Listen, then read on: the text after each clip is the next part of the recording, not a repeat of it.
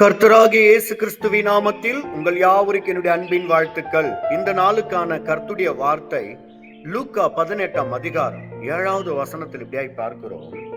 அந்தபடியே தேவன் தம்மை நோக்கி இரவும் பகலும் கூப்பிடுகிறவர்களாகிய தம்மால் தெரிந்து கொள்ளப்பட்டவர்களின் விஷயத்தில் நீடிய பொறுமையுள்ளவராய் இருந்து அவர்களுக்கு நியாயம் செய்யாமல் இருப்பாரோ? ஆமேன். எனக்கு அருமையான தேவஜனமே, நம் ஆண்டவர் நீதி உள்ள நியாயாதிபதி. அவர் சரியாய் நியாயம் தீர்ப்பார்.